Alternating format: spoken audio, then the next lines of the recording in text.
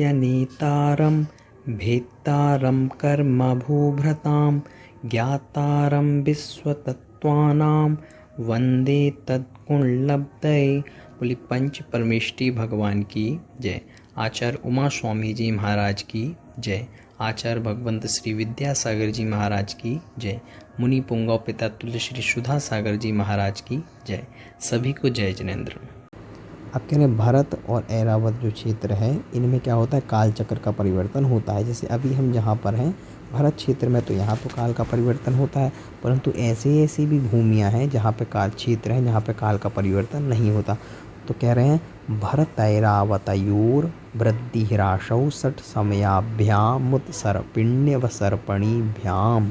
तो कह रहे हैं भरत ऐरावतयु यानी भरत और ऐरावत क्षेत्र में वृद्धि ह्रासौ यानी वृद्धि और ह्रास षट समयाभ्याम यानी 6 समयों के द्वारा होता रहता है ना। सुखमा काल, तो इस प्रकार से 6 काल हैं इनके द्वारा वृद्धि और ह्रास होता रहता है। कहाँ कहाँ, भरत और ऐरावत क्षेत्र में। जो 7 क्षेत्र आपको बताए थे उसमें से भरत और ऐरावत क्षेत्र में होता रहता है। क्या कहा, उत्सर्पणी और अवसर्पणी भ्याम यानी उत्सर्पणी और अवसर्पणी के द्वारा 6 समयों के साथ में उस वहाँ पे क्या होता रहता है, वृद्धि और ह्रास होता रहता है। कहाँ कहाँ पे वृद्धि, भरत और ऐरावत। तो भरत क्षेत्र में और ऐरावत क्षेत्र में ही परिवर्तन होता है। इसके अलावा जो बीच के जो क्षेत्र बताए 5 वहाँ पर परिवर्तन नहीं होता। इस प्रकार से आपको समझना चाहिए।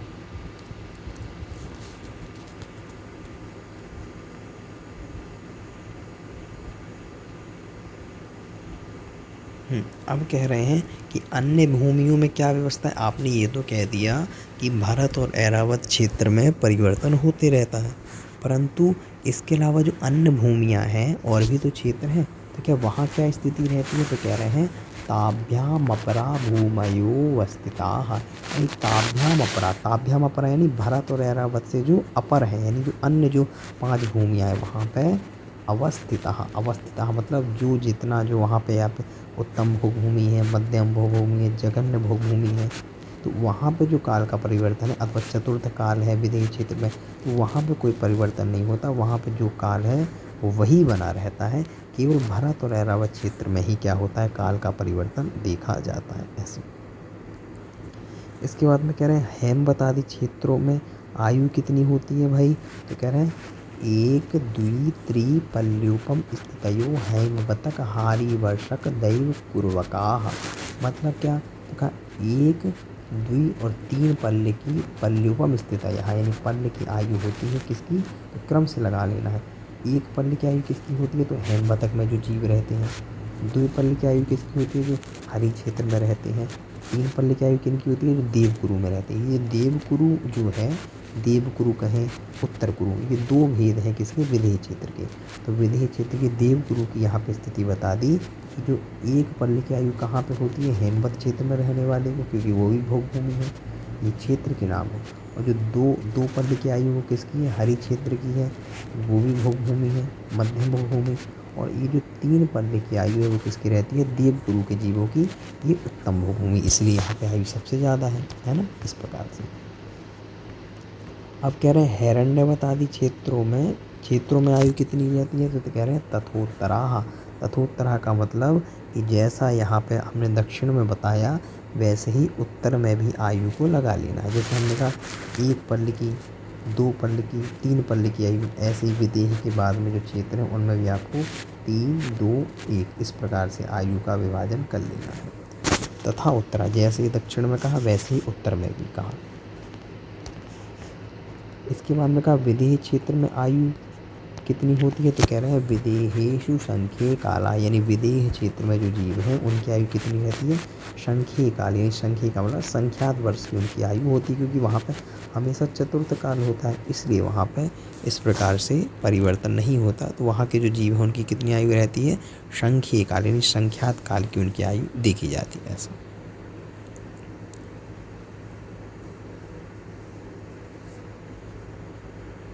इसके बाद में कह रहे हैं भरत क्षेत्र का विस्तार कितना है, तो जैसे पीछे बताया था ना 526.19, ऐसी दूसरे तरीके से और बता रहे हैं। तो कह रहे हैं भरतस्य विष्कम्भो जम्बूद्वीपस्य नवति शतभागाः, यानी भरत क्षेत्र का विस्तार कितना है, तो कह रहे हैं भरतस्य विष्कम्भा जम्बूद्वीपस्य, यानी जम्बूद्वीप का जो भरत क्षेत्र है उसका विष्कम्भा यानी जो विस्तार है कितना है, नवति शतभागा।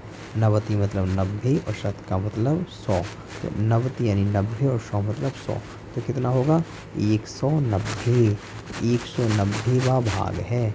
इसका मतलब क्या हुआ, जम्बूद्वीप तो पूरा हुआ कैसा, वृत्त के आकार का। इसमें जो ये इतना ये जो भरत क्षेत्र है नीचे के भाग में, इसका कितना विस्तार है, तो कह रहे हैं जम्बूद्वीप की 190वां भाग विस्तार किसका है, भरत क्षेत्र का। अगर आप जम्बूद्वीप जो 1 लाख योजन विस्तार वाला है, इसके अगर 190 भाग करेंगे तो उसमें जो 190वां भाग है वो क्या कहलाएगा, भरत क्षेत्र का विस्तार कहलाएगा। यानी इतने क्षेत्र में 190वां भाग है केवल इतना सा। तो भरत क्षेत्र का विस्तार आप दोनों याद रख सकते हैं, चाहे आप 526.6/19 कहें अथवा आप 190वां भाग कहें, दोनों एक ही बात है ना, इस प्रकार से। इसके बाद में कह रहे हैं धातीखंड द्वीप की रचना कैसी है, तो कह रहे हैं द्विधाती खंड। जैसे आप जहाँ पे वो जम्बू द्वीप है वहाँ की रचना तो आपने पढ़ ली, इसके अलावा जो लवण समुद्र है, लवण समुद्र के बाद में धातीखंड द्वीप है, तो धातीखंड द्वीप जो है उसमें किस प्रकार की रचना होती है। तो जैसे मान लीजिए यहाँ पे जम्बू द्वीप में जितनी रचना है, ऐसी जम्बू द्वीप जैसी 2 रचनाएँ होती हैं। जैसे जम्बू द्वीप में रचना है, ऐसी 2 रचनाएँ यानी डबल होता है। जितना आपने जम्बू द्वीप में पढ़ा है वैसे ही धातीखंड में 2 रचनाएँ होती हैं। इस प्रकार से आपको समझना है। द्विधाती खंडे यानी धातीखंड नामक दूसरे द्वीप में क्षेत्र हो, कुलाचल हो, मेरू हो, इन सब की रचना जो नदी आदि इन सब की कितनी रचना होती है, दुगने दुगने, ये सब कितनी होती है, डबल होते हैं। इस प्रकार से आपको समझना चाहिए।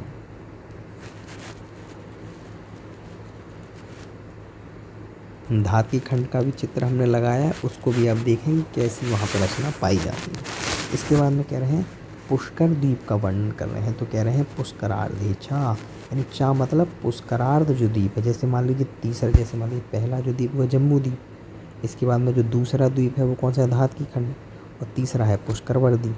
तो इस प्रकार से जम्बू द्वीप है वहाँ का जितना, वहाँ पे जैसी रचना है वैसी ही कहाँ पर है, वैसी ही धातीखंड में भी है, और वो कितनी है, वो आपकी डबल है। यानी जितनी जम्बू द्वीप में है वैसी ही सेम टू सेम 2 प्रकार की रचनाएं वहाँ पर पाई जाती हैं। और ऐसे ही पुष्करार्ध द्वीप, जैसे मान लीजिए पुष्करवर द्वीप है, वहाँ पर बीच में मानुषोत्तर पर्वत आ गया, तो वो आधा क्या कहलाएगा, पुष्करार्ध कहलाएगा। तो पुष्करार्ध में भी चा मतलब वहाँ पे भी डबल रचना है। तो जैसी जम्बूद्वीप की रचना ऐसी डबल रचना आपकी पुष्करवर द्वीप में भी है, और धातीखंड में भी 2 रचना वैसी है। इस प्रकार से आपको चित्र से अच्छे समझ में आएगा। जो हमने आगे लगाया उसको आप अपनी कॉपी में अवश्य बना लें। इसके बाद में कहा मनुष्य क्षेत्र किसे कहते हैं, तो कह रहे हैं प्राग मानुषोत्तरान मनुष्य, यानी प्राग मानुषोत्तरान। जैसे हमने कहा ना, जैसे मान लीजिए ये है आपका पुष्करवर द्वीप, यहाँ पे क्या है, एक मानुषोत्तर पर्वत है। तो मानुषोत्तर पर्वत ये अंदर का जो स्थान है पूरा 45 लाख योजन विस्तार वाला, वो क्या कहलाएगा, वो आपका कहलाएगा मनुष्य क्षेत्र। तो कहा प्राग मानुषोत्तरान, यानी मानुषोत्तर पर्वत के पहले पहले जितना भी क्षेत्र है वो सब क्या है, मनुष्या, वो सब क्या कहलाता है, मनुष्य क्षेत्र, तो मनुष्य लोक कहलाता है। यानी जिसको हम ढाई द्वीप भी कहते हैं। ढाई द्वीप मतलब जम्बू द्वीप, और इसके अलावा आपका धातीखंड द्वीप और पुष्करवर आधा। तो इस प्रकार से आपका ढाई द्वीप ये पूरा कहलाता है। अब देखिए आगे फिर कह रहे हैं मनुष्य कितने प्रकार के होते हैं, तो कह रहे हैं आर्या म्लेच्छाश्च, यानी मनुष्य जो है वो 2 प्रकार के होते हैं, या तो आर्य होंगे या वो म्लेच्छ होंगे। तो आर्य और म्लेच्छ इस प्रकार से क्या होते हैं, क्षेत्र मनुष्य 2 प्रकार के पाए जाते हैं। अच्छा ये भी देखिए आपको चित्र में बना होगा कि जैसे मान लीजिए ये आपका है आपका भरत क्षेत्र, और भरत क्षेत्र में जैसे मान लीजिए ये है विजयार्ध पर्वत, और यहाँ से मान लीजिए आपकी गंगा नदी निकली, और यहाँ से आपकी कौन सी नदी निकली, आपके यहाँ से निकली सिंधु नदी। तो इस प्रकार से ये आपका म्लेच्छखंड, ये म्लेच्छखंड, ये म्लेच्छखंड, ये म्लेच्छखंड और ये भी म्लेच्छखंड, जो बीच का भाग है ये आर्यखंड कहलाता है। तो यहाँ पे जो जीव है म्लेच्छ होते हैं, यहाँ वाले जो जीव है आर्य होते हैं। तो इसलिए कहा मनुष्य 2 प्रकार का, एक तो आर्य और दूसरा म्लेच्छ। इस प्रकार से आपको समझना चाहिए। इसके बाद में कहा कर्म भूमि के भेद, तो कह रहे हैं भरतैरावत विदेहा कर्म भूमयोन्यत्र देव कुरुत्तर कुरुभ्या, यानी कह रहे हैं भारत क्षेत्र, ऐरावत क्षेत्र और विदेह, ये कैसी है? कर्म भूमियाँ। ये सब क्या है? कर्म भूमि है। कौन कौन सी? भरत, ऐरावत और विदेह, ये तीनों क्या है? कर्म भूमि है। लेकिन विदेह में एक विशेषता ये है, अन्यत्र देव कुरुत्तर कुरुभ्या, यानी विदेह क्षेत्र भी जो है उसमें एक देव कुरु भी है और एक उत्तर कुरु भी है। तो देव कुरु और उत्तर कुरु को छोड़कर विदेह क्षेत्र भी कैसा है? आपका कर्म भूमि कहलाता है। यानी अन्यत्र देव कुरु उत्तर कुरुभ्या, यानी अन्यत्र यानी छोड़ दें देव कुरु उत्तर कुरु को, तो विदेह क्षेत्र जो है वो भी क्या है? कर्म भूमि है। जैसे आपको चित्र बना देते हैं, जैसे आप देखिए यहाँ पर, जैसे मान लीजिए ये आपका पूरा क्षेत्र हो गया, इसमें मान लीजिए ये है आपका विदेह। तो विदेह क्षेत्र में ये देवकुरु और ये उत्तर कुरु को छोड़ दें, तो ये जो पूरा शेष भाग है ये पूरा क्या है? कर्म भूमि ही है।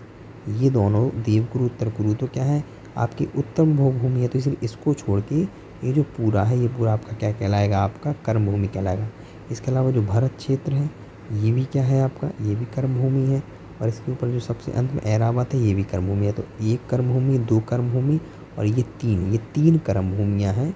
इस प्रकार से आपको समझना चाहिए। इसके बाद में कहा मनुष्य की उत्कृष्ट और जघन्य आयु कितनी होती है? तो कह रहे हैं नृ स्थिति परावरे त्रिपल्योपमांतर मुहूर्ते, यानी नृ स्थिति मनुष्य की जो स्थिति है, पर और अवरे, पर का मतलब उत्कृष्ट और अवरे का मतलब, अवर का मतलब होता है जघन्य, कितनी है? तो पर यानी उत्कृष्टता से है 3 पल्य और अवर यानी जघन्यता से अंतर्मुहूर्त। यानी अगर हम मनुष्य की और त्रियंचों की स्थिति देखें तो वो कैसी है? मनुष्य की अगर स्थिति देखें तो वो कैसी है? उत्कृष्टता, पर का मतलब उत्कृष्टता से 3 पल्य है, ये हम भोग भूमि की अपेक्षा से बात कर रहे हैं। और यानी अवर यानी जघन्यता की अपेक्षा से देखें तो कितनी है? अंतर्मुहूर्त।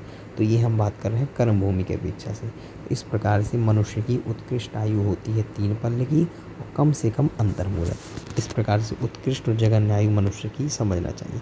अब कह रहे त्रियंचों की कितनी होती है? तो कह रहे हैं त्रियग योनि जानाम चा, यानी त्रियंचों की जो उत्कृष्ट आयु है, चा शब्द का मतलब इसको भी आपको उसी प्रकार से लगा लेना है।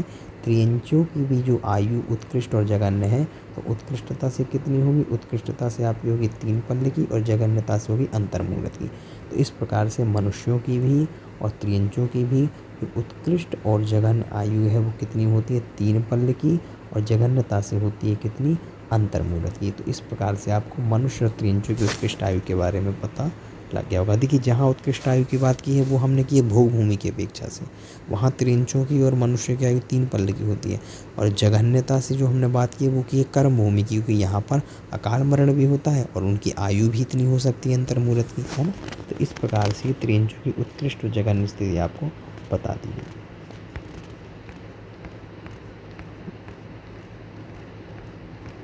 इस प्रकार से आपका ये जो तीसरा अध्याय है ये आपका पूर्ण होता है। तो आपको ये अच्छे समझ में आया होगा, परंतु इसका जो चित्र है वो आप अपनी कॉपी में अवश्य बना लें, जिससे आपको जब भी आप इस अध्याय के सूत्रों को पढ़ें तो आप उस चित्र को अपने सामने रखें, तो वो चीज़ आपको जल्दी समझ में आ जाएगी। तो इति तत्वार्थ सूत्रे मोक्ष शास्त्रे तृतीय अध्याय। नमो नमः।